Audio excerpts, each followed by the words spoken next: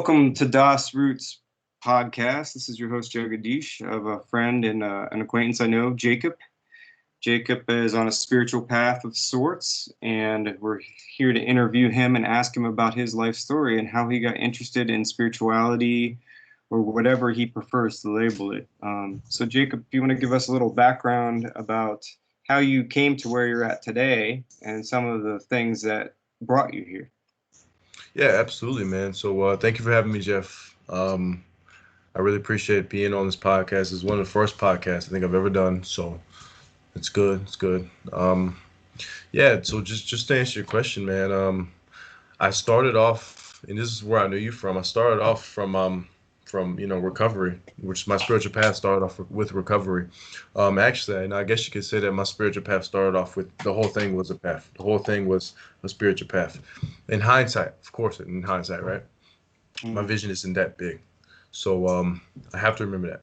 So yeah, man, I started off, as a young kid, man, just trying to do young kid stuff, and my parents. I had decent parents. Had decent parents, I guess you could say. I've forgiven them since everything that would happen. All the trauma has transpired, so I don't have any more grudge or resentment. But they tried their best, and that is what it is. And the environment I grew up in was decent. I got raised by my father. He tried his best, man. If anything, he instilled in me some good work ethic. And some just positive male tendencies. That I see that's in my life today. So that was good, man.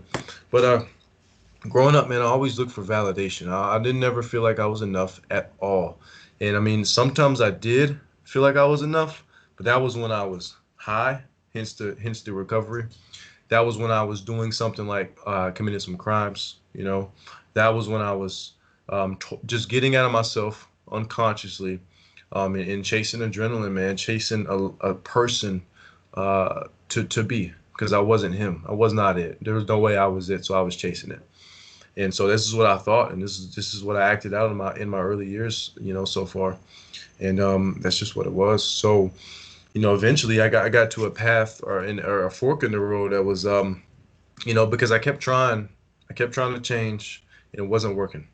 I kept trying to be different and be better because the consequences were crazy. So I kept trying to change my life, change my heart, change everything about myself, and it was not possible.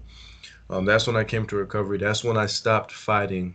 Um, anyone and anything. I guess a lot of recovery literature has said, but ultimately, like I say, I stopped fighting myself. I recognized that I was limited in my power.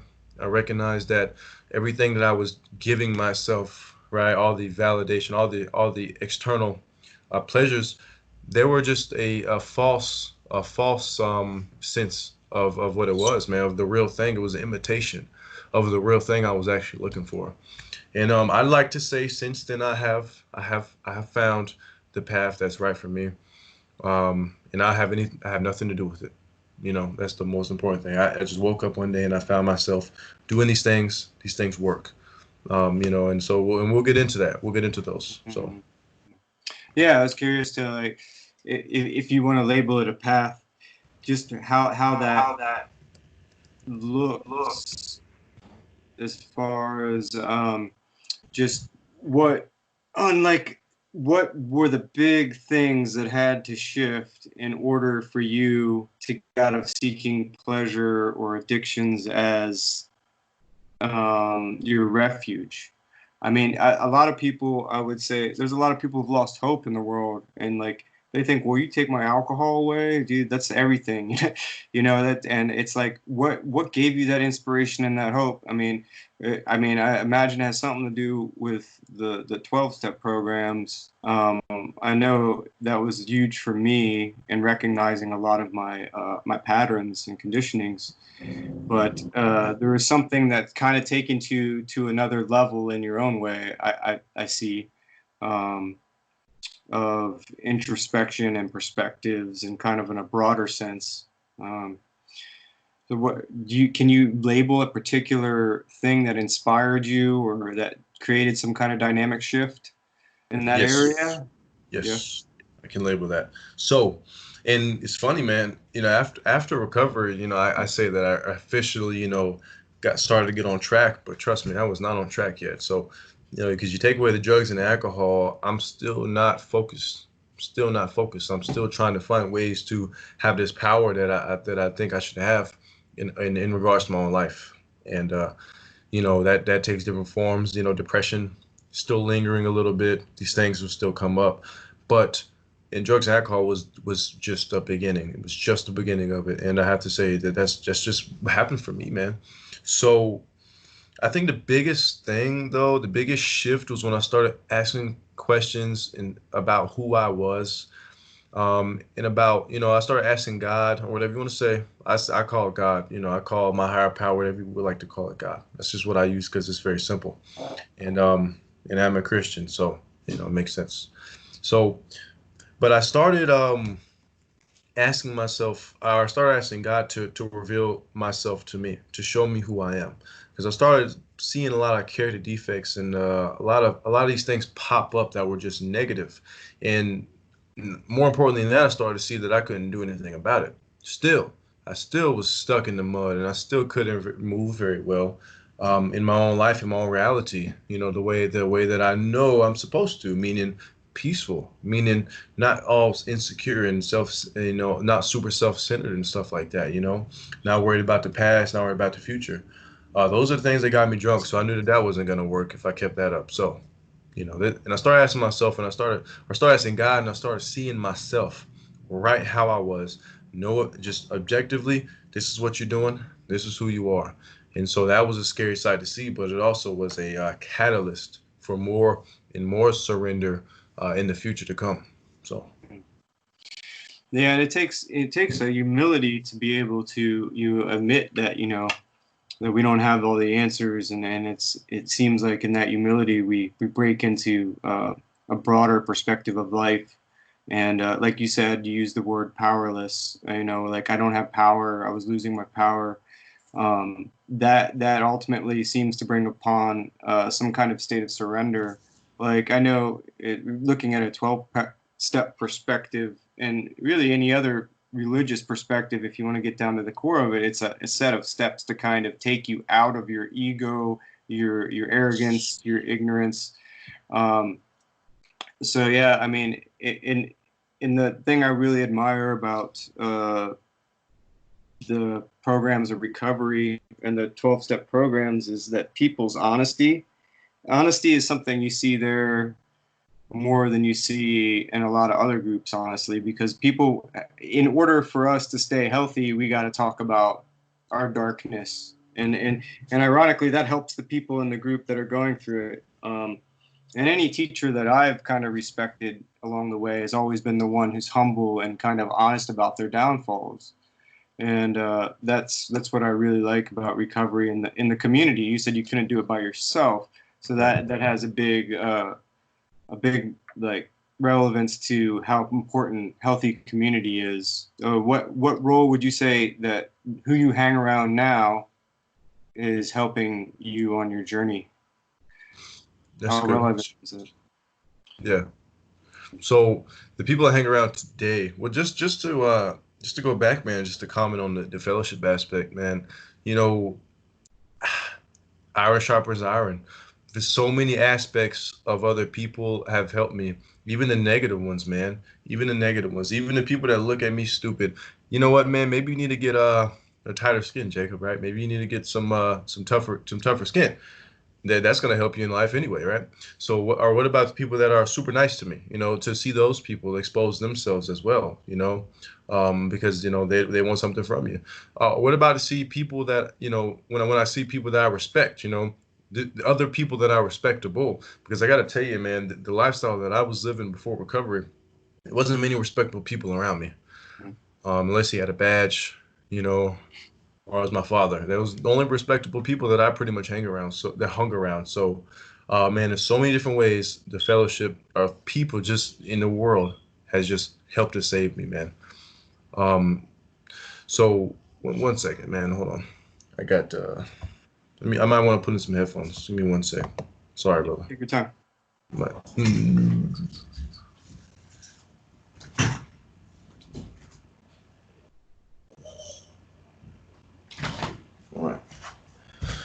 It's okay. All right. Um, so yeah, people, man, I've had friends that have come and gone, since I've been sober. The reason I say since I've been sober is because that's when I actually started to wake up, you know, that's when I actually started to wake up, and I started seeing things differently. So, people, man, just in general, good, the bad, the ugly, have just helped me to recognize who I am, and who I am not, So, Yeah, and then learning not how not to judge people. That's another thing that I always felt like when I go into a meeting and I'd come clean with some of my darkness, that I'd be judged. And I found there are always going to be people judging you, maybe, but I found less of judgment in such environments than I have in other environments. Like yeah, it really is true that an addict can only kind of really understand another addict, somebody that's been through it, or somebody that's worked with somebody they love that's gone through it, because yeah, it's really hard to understand, and I think it's something to do with the chemical imbalance in the brain, or whatever the root is. It's like our responsibility. And it, how do you feel your concept of God has changed over the times? You said you were an atheist, and then obviously you came back to believing in something. What would you say if somebody asked you what is your concept of God, your personal concept of God? What would your reply be? my reply would be that, and I don't want to make this sound too, I don't want to sound too like spooky or too crazy, but Oh, that's fine. We you know like that. Joke. Go ahead. I mean, the concept of God to me, if I can compartmentalize it, if I can put a label on it, it's just not the true thing. Like, like the Tao Te Ching says, Lao Tzu, the Tao that has a name is not the Tao. The Tao that can be named is not it. And that's been my experience. It's been my experience. And still answering the question here, but I'm gonna go off slightly. I've I've I've seen for me that if I have something to do with it, if I have my hands in it, if I have my ego involved in it, I'm going to change it up. I'm going to switch it up. So it's better to remain a mystery. It's better to remain a mystery for me because I've seen myself have concepts of God. I've seen myself have concepts of self. And it's not the real thing. It's imitation because I have ego investment in it. My God is stronger than yours, right? Something like that. Or my God is this, my God is that, right? Or I got the truth, you don't. No, you don't have nothing now because you just said that, And I found that when I look directly at things and have an opinion about it, even God, for some reason he starts to shift away. He starts to shift away. And so I guess my concept would be, if I had to put a concept on it, I guess it would be consciousness, man. Yeah. Just consciousness, just here now awareness. That's when I feel God anyways, right? But I mean, God has his hands in everything. I am a Christian, so but I have to be very realistic in the sense that God is he has his hand in everything. There's a fingerprint in everything, and you can feel it when you're conscious. When you're aware. When you're in that observation state, the meditation state. That's when you feel them. That's when I feel them, anyways. So I do want to get into more about the Christianity aspect of my faith. That has to do, and it's not like others because others take the Bible very, very, very literally, and I don't think it's meant to be taken so literally. And Yeah. a couple other differentiations of that. So concept of God. It's not typical Christian concept. I do think God created everything, but also I have to understand that I feel like I know, you know what I mean. I just know that it's a lot more. He's not just up there watching. He's not just up there watching. He's down here, you Yeah. know, too. Yeah. So Yeah, he's watching through us, right? yeah, right, Ultimately, is like we're in right. God's eyes. We're the awareness. Ultimately, I mean, I hear it said again and again, and it seems to be true what you're saying about this concept of awareness, of not putting anything in any compartment, or like equating it to anything, just seeing it for what it is. And so that being said, like, I was raised Christian too, and I do consider myself a Christian, but I don't like labels because I practice a lot of different things. But so people on the spiritual path, what would you have to say to them? Some people that might be listening that have lost hope in their life, either through just suffering or through being disenchanted by religions and like a spiritual path, so to speak, or a particular teacher or guru. Like, I mean, there's been people that get involved in, say, cults, and they're total believers, and like they feel good inside, maybe, and they feel like, wow, this is but that is like some kind of collective ego, ultimately. But it's harder to see, and then like that teacher lets them down, or that religion lets them down, and then it's like now they just don't want to even look anymore. Mhm. What would you have to say to somebody who's lost hope in that sense? Anything that you think that you could be encouraging to such a person? Absolutely. So I'd say that, if I was to sit down with that person, I would personally have a better chance of guiding them in the right direction than a person that already you know, knows what's going on. Because nobody knows what's going on. So again, for me, I had to become a blank slate because I thought I knew it all. I had to become a blank slate and be fed things like a baby into spiritual growth. Into when I was, I guess you could say born again. Essentially, if you want to say that, I Yeah. had to be fed like a baby. I had to be fed. So I think if you don't have hope in religion, that's a perfect, beautiful thing because you shouldn't. Why would you? Why would you, man? You know, I'm a Christian, but I'm telling you this right now. Don't believe it just because the Bible says it or a preacher says it or because you grew up that way. It's not real if you do that. It's not yours. You don't. It's not you. It's not you. You just believe it, but you don't. I mean, you say you believe it, but you don't actually practice it, and there's nothing realistic and personal about it. You know what I mean. So you go to church, you can say I'm a Christian, I'm a Hindu, or you're not Hindu, but Buddhist by namesake, right? But are you? How is this actually playing out in your personal life? It's not. Is it not playing out? So, I don't care about any labels, like you said, man. But I think it's perfect. If you lose hope in the world, I think that's a great thing as well, because there is no hope in the world from my perspective. If you go inside there, so that's a world that there's hope in. But if you're looking for hope outside the world, and you haven't got it yet, and it's disappointing you, that's the first step, and that's a beautiful thing. You should Mm. keep going and digging that hole and see what you find. Keep looking for answers, and you will keep seeking, and you will find. But yeah, so that's what I say. Yeah, I like that. And then this like something about trusting your intuition.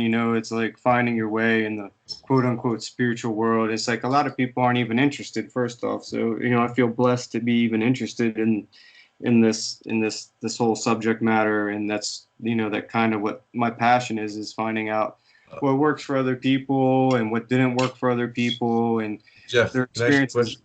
Yeah. So, do you think that because you're interested, you think that's up to you that you're interested, or do you think that has something to do with something that's above you or beyond your power? I'd definitely say beyond my power. um I almost would say to some extent like the inclination to become interested came from suffering, but there was something else already there that was just waiting to be awakened. And I mean, honestly, like there's been a lot of teachers and spiritual from all traditions that have influenced me, and like I can look at one and be like, wow, this is true, and then look at another and this is true, and then also see the things in religion that don't make any sense. Like what I'm looking for, and I feel blessed in this way, is the underlying similarities and common denominators in all religions, which the first off, like what you said, if somebody thinks they're right and their religion is right and yours is wrong, that automatically creates separation, which is the whole counterintuitive to what spirituality is. Hmm. Um, but I do feel for people who get sucked into believing. I mean, they get encouraged. It's like you have a group of people telling you you're doing the right thing, and then you believe that, and you can fall and almost be brainwashed into something, and maybe still have spiritual experiences. I don't know. I'm not one to judge, but it's like ultimately it's creating a divide, and that's kind of what I want to bring awareness to through these podcasts and through just talking to people is bring it like let's get the common denominator down here. What we have this a sense of equality as humans. We all have you know our basic right to be equal ultimately as humans. You know, we all. So yeah, I like to delve into that paradigm a lot and see other people's views. Absolutely. Why do you feel people fail to make lasting progress in finding peace through spirituality? There's a lot of people out there that are meditating and say, I'm doing this and this and this, and then like maybe it's all surface, you know? It's like, where are they really finding a true sense of peace? Right. Right. Well, it seems pretty obvious to me. Just that the reason that people fail is because it was never real in the first place. They never had it in the first place. They just never did. I truly, truly believe that if it's the real deal, then you're not gonna go back. You're not gonna go back. I mean, your thoughts, and we can get into this as well. I'm of the belief that all thoughts are lies. Don't listen to any of them. You have what you need inside of you, and if you listen to a thought, you're gonna be misled every single time. So because they bring insecurity, they bring fear, they bring anxiety, and they bring every single hell that you could possibly imagine in your life. It's coming from your thoughts. If you don't think, trust me, you won't be worried about anything, and you have to figure out, you have to have the experience that if I'm not thinking, I can still live a really, really, really, actually, amazing life. So you just have to experience it yourself. So knowing that, um, I kind of went off on a tangent there for a second. That was Now, good. what was your original question? Well, we were just talking about why people fail to Oh, make lasting progress, and you said because it wasn't real in the first place. right. Yeah. Yeah. Um, Yeah. No, it was never real in the first place. And also there's not a lot of suffering in the world anymore. Have you noticed that? There's not a lot of suffering anymore. People are very comfortable. And through that they get a big ego. Ego that people in antiquity and history that haven't had that big of an I mean, people have, trust me, but on this large scale, you got the most basic random people have the biggest freaking egos ever for mm, no reason at all. And it's every single person has it. It's rampant. It's rampant. So what that means is that they're not letting go. They're holding on to their life really, really tightly, really tightly. You got to remember, man. Even back then, warriors, samurais. They let their ego go. You know, and just they're big bad warriors that kill you in a heartbeat. But they even saw that they have to let their ego go. And you don't have samurais walking around here. You have people with cell phones, overeating, and working at desk jobs, right? So so if these guys that actually you would say maybe have a reason to have a bigger ego, they don't have anything like that, and you got these random folks over here.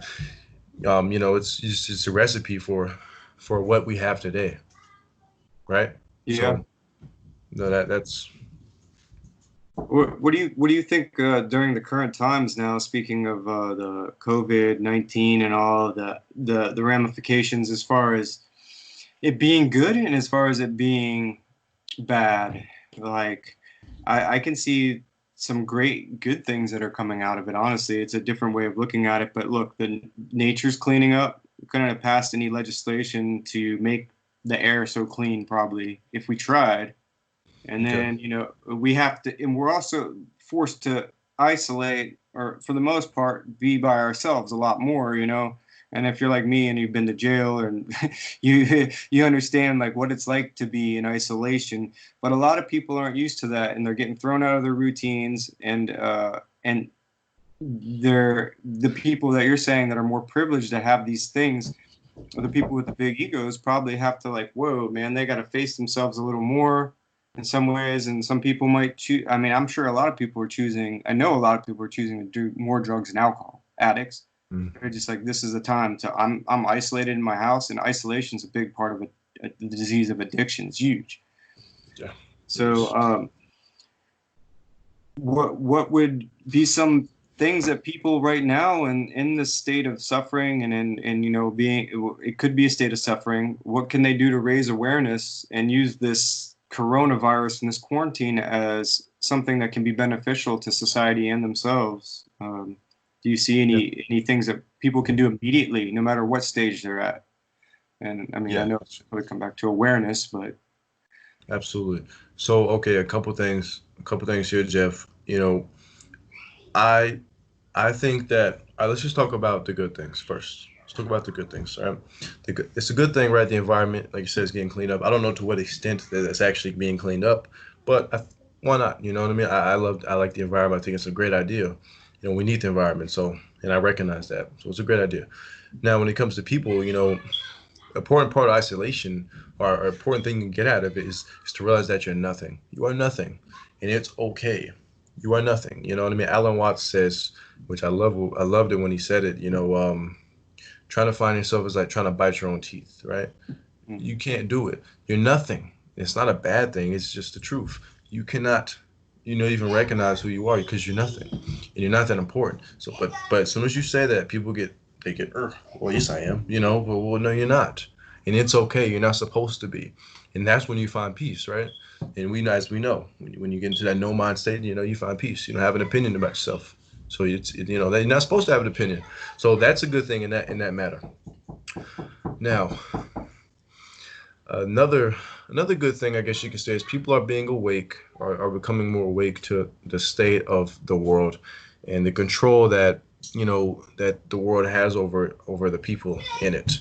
Um, Now, I think that control comes. I mean, because I'm of the belief that you know what we have now when it comes to this coronavirus stuff, it's a real thing.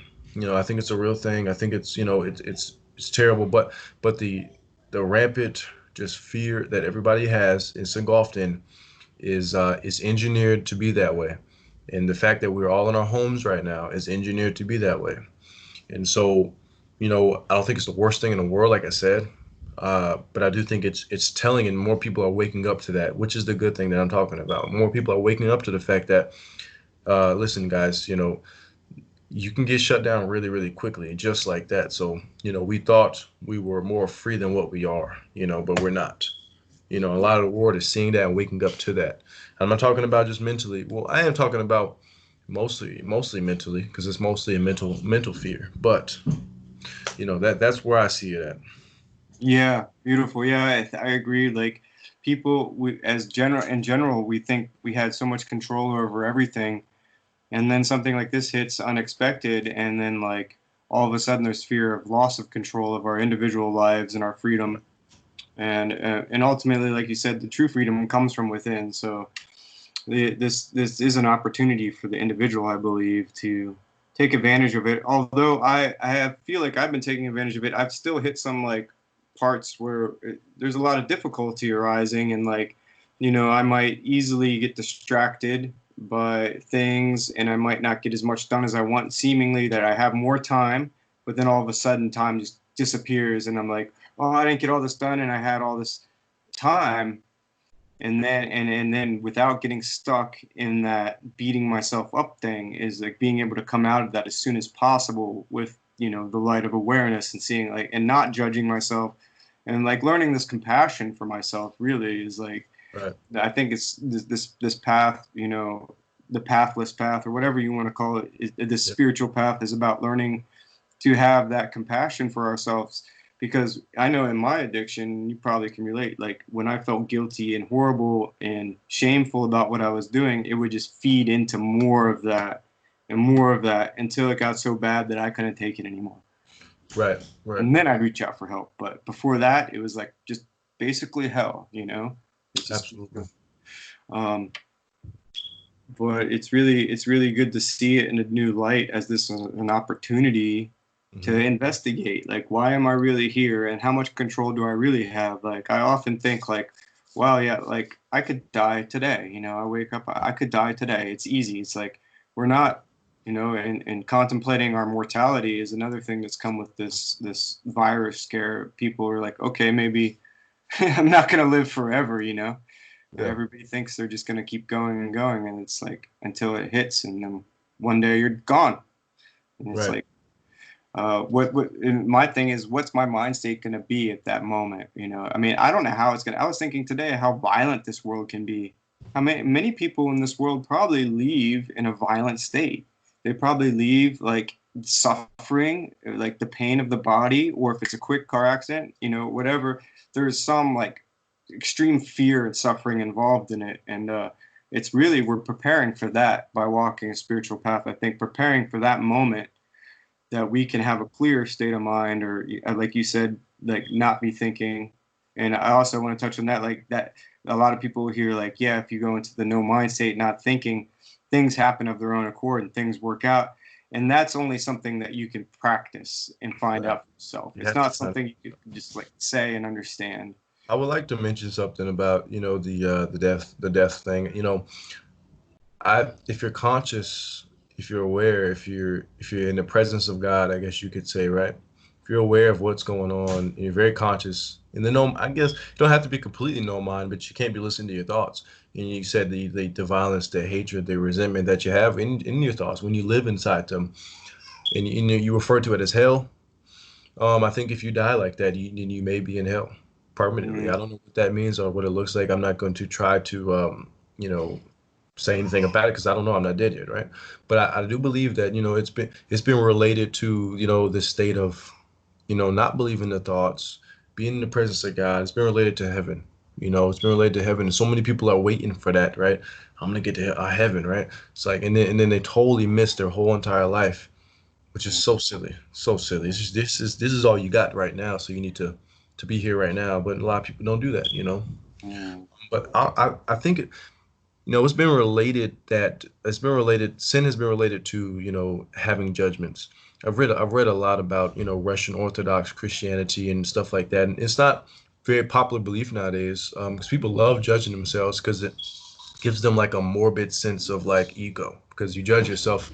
Oh, this is bad, this is bad. It's like a morbid sense of like I have power over my, like I can put judgment on something, even though it's bad judgment, I can still do it because so I feel like what I mean. I have some type of so I don't know. It's weird, but sin is the judging. Sin is the opinions. Sin is the having playing God is what it is. The unrighteousness is the actions. But if you don't judge the actions, then guess what happens to the actions? They start to go away, right? mm, They start to fall off. So if you don't judge them, they start to fall off and go away. You know, um, and so the sin, if you die, this is why it says, and it talks about in the Bible, if you die sinning, like if you die with judgment, you'll probably stay in that hellish mind state. You'll stay in that hellish, frame of everything sucks. I'm judging everything, playing God, and you don't, you can't afford that check. You can't cash that. mm. You know, you should not. Do you believe that saying as far as Christian terms go, I don't completely like take everything from the Bible verbatim either, but this concept of heaven and hell, like first off, I feel like that is here on this planet now. Right. It's like I agree. we have hells and heavens because I've experienced them. I mean, we probably all have to some degree, but like this idea concept of a permanent hell, I definitely cannot. Although I don't know because I haven't died, I cannot see that as being something that could go on for eternity. Because I mean, if I believe in God, which I do, I believe in a loving God. That yeah, we're gonna get punished for you know. I wouldn't say punishment. I'd say it's basically our actions predict like where we're going. It's like if our attachment to our actions. Hmm. Um, so if we do die in a fear state and like freaking out, we probably will go to a hell realm for some time, I believe. But I don't necessarily buy into the idea that it would be an eternity. Um, Yeah. I think that's just another cop out saying I'm going to have heaven for eternity because I've surrendered Yeah. my life to this and saying Right. it. But Right. Right. But I mean, also these questions, and this is why I really appreciate, the Buddhist teachings because he doesn't touch on this, right? He doesn't touch on any of this. And you can ask why does he touch on this, and the reason I don't actually know why he didn't, but it seems to me that he didn't really worry about it. He didn't worry about it. He was already here. He was here. This was heaven for him. This was heaven. So there's no need to worry about it. And you find that these questions, even these questions, am I going to hell or am I going to heaven? They all come from just trying to find security in the mm, future, which there is no security in the future. That's why you have to trust God, right? Or what are you going to say? There's no security. So that's a way of figuring it out. If I do this thing and this thing and this thing, I can have security in the future, even if I die. makes you feel good. It makes you feel really good. And the hell part, it scares you to do the right thing. Which also is bad because it's not genuine. If you have to scare someone to do the right thing, it's not actually morality. It's nothing like that. It's just fear. It's just fear. And that is evil. That is evil. So Beautiful. Yeah, one of my favorite Christian, one of the things out of the Bible that I like, the quotes that I like the most is "Be still and know that I am God." right. It's funny. The Christianity is permeated with things like this in the teachings of Jesus. If people really dig deep, they're so close to what Buddhism is. They're so close to what all the core religions are.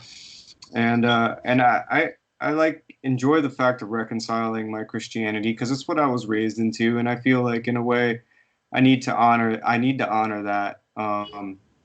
Once again, I always come to the thing where I don't like having labels, but at some point, it's almost it feels like you got to put a name on it, just just just to have something. But at the same time, it's beyond all labels and forms. It's like there's not just one way. There's many ways, and I believe the sooner that Christians start seeing the universal Christianity is more of the true doctrine of like loving thy neighbor and equality of every man, um, not judging. And it's funny how some Christians, unfortunately, will tend to judge other people and say that by saying you're going to be judged by God in the end, it's like the same way. They're just using other terms to like judge them. Hmm. Um, but it's an important part in reconciling. I think, especially bringing like these Eastern thoughts together with Christianity seems to make a lot of sense with me because I want that loving feeling, but I also want the concept of not being attached to any one thing because everything's changing and like Buddhism and being able to see the suffering of other people as my own suffering is ultimately the goal because we're all connected. Yes. Um, but yeah, man, it's something to think about. Hmm. And do you suggest people just start like sitting in silence, like if somebody's new on this path and like especially in recovery too, man, like even early on, I always felt like it was important to maybe you can't sit in silence right away, but maybe you can say some prayers or listen to the guidance of a sponsor or a mentor or whatever. But start doing the work right away. Otherwise, even just hanging around the people is not gonna. You have to start doing something. It seems it's like if you just sit idle, it's like Okay. you're not gonna make any progress. You know? Yeah. Okay. I do believe that you need to sit in silence.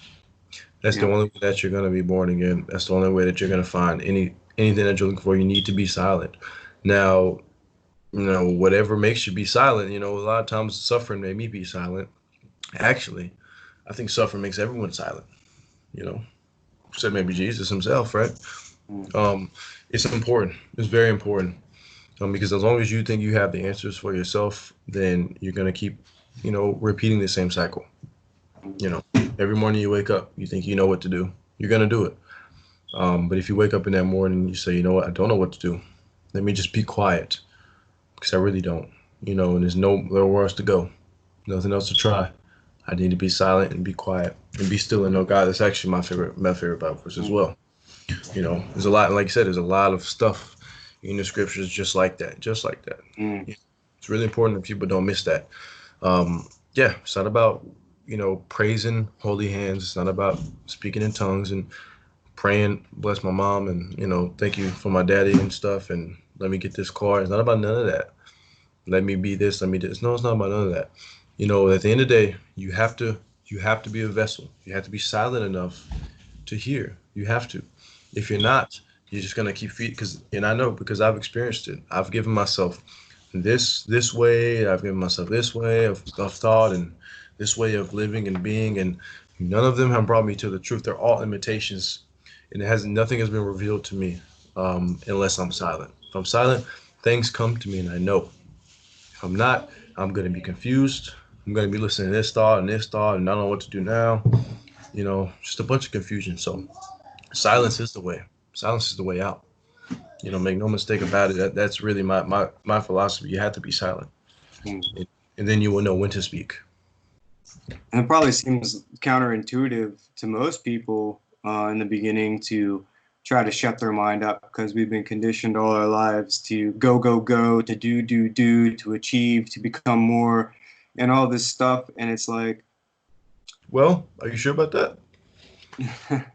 I think that I understand what you're saying, but I do think that we try to shut our mind up a lot, through sex and through drugs and whatnot. Not just even alcoholics, but just through shopping, through different passions of different ways to become unconscious and become hypnotized. So I do think that we try to shut our mind a lot, but I do understand what you mean by that.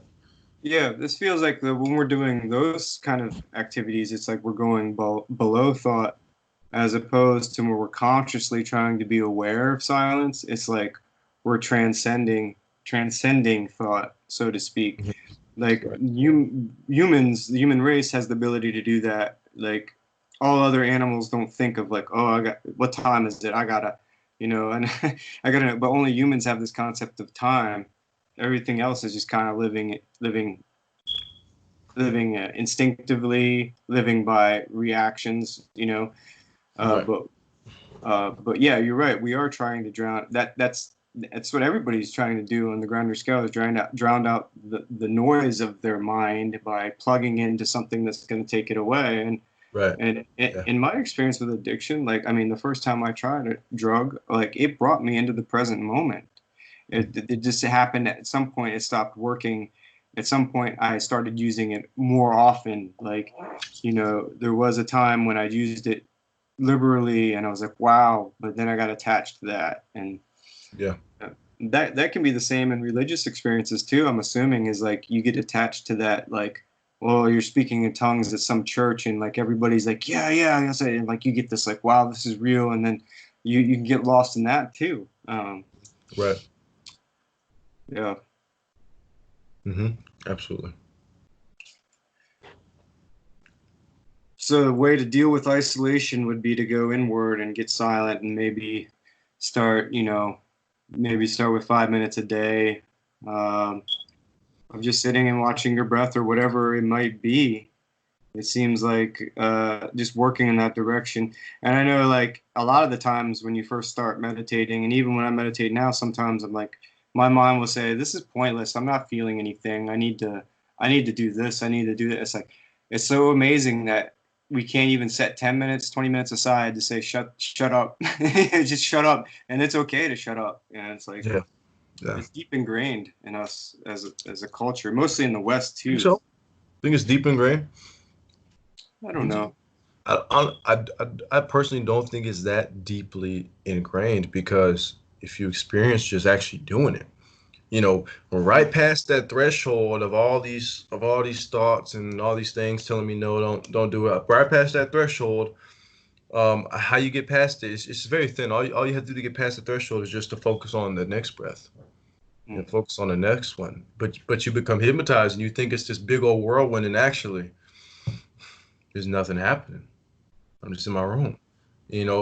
What I have come to believe, and I'm sure there's going to be some evolution and growth on these thoughts, but that we are hypnotized by spirits, and we take up thoughts that are not our own. We take up emotions that are not our own and perceptions that are not our own, and we don't have control over it. And so, in when you try to come into consciousness, when you try to actually see through your own eyes and not with that filter of all these thoughts and perceptions, when you actually come into it, they're attacking you. They attack these, I guess you could say, intrusive thoughts. When I first started meditating, I had to look up why am I going nuts? I'm trying to stop and I think about crazy shit. Like literally, I'm trying to stop right now. I'm thinking about just things that are off the freaking wall. Like if Mm. I never was to even try to sit and be silent, I'll never think about this stuff. And so I had to look it up, like what is going on here? These are intrusive thoughts, and my opinion is these are spirits that are trying to attack me and trying to come back into my consciousness. And so all I have to do is be in the presence of God and not come back to my true self. But you know, we think that these things have power, and we give these things power that come into us, and that's just been my perspective on it. Mm. And it is funny, man. In the past, people. There's this book, I forgot what it's called. It's a good book though. Russian Orthodox. I think it's about desert ascetics. Like really, they call it thoughts. It started with L, like logistos or something like that. Well, they call demons logistos, and there's another name for thoughts. And so they would get attacked by these thoughts, and they would talk to them like, "No, get out of here." Like, "I know I'm not gonna do that. You need to get out of here." Stuff like that. They were just thoughts, but they said that they were demons. They said what they were, and so you know, I don't want to get spooky here or get out of crazy, but it's just what I've seen because people can be people can just totally be just transformed when they get emotional, when they can totally get transformed with one thought, and they can snowball into others and others. Next thing you know, they're not even there, and the only way that you're gonna really realize that you were so controlled and so manipulated, like a puppet, is when you're still and you just see that there's nothing going on, and then you go from seeing there's nothing going on to all this shit, and it's like, whoa, I'm not myself at all. I was never myself. How does this even happen? So Yeah, it's kind of like being possessed in that way. I agree from my experience. Thoughts. It's an interesting way of putting it. Thoughts can be spirits, and even on the collective level, it seems like just the energy in the air now, and it seems like there's this collective fear going around the world, and there's also this collective awareness going on, and it's kind of like what are we going to plug into? What are we imprinting? Are we imprinting, this deeper awareness, or are we imprinting more fear and like listening to more of the fear mongering? And yeah, man, I like the way you put that. But yeah. So anything else you want to say to our listeners as encouragement in these times before we wrap it up? yeah, well, I'll just say, man, that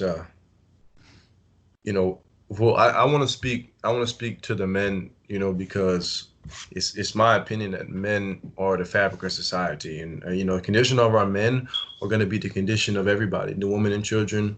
This is everything. So I want to say to them, man, that it's okay to be a man. It's all right. You can be yourself. It's okay to be a little rough around the edges. It's okay to do this and do that. When you remove the ego out, you get a decent man. You get a decent man there. Because he's not all materialistic. He's not crazy, anything like that. But he is a representation of God that everybody can follow and a pure example of it. So yeah, that's just what I want to say. It's okay. Mm. It's okay, but come back to God and be silent, be still, and things will be revealed to you. You don't have to chase. You don't have to chase anything. Just be still, and it will come. The perfect things will be there for you. So that's all I want to say. Thank you, Thank you Jacob. for having me on, man. Appreciate it, brother. Thank you. Yes, absolutely.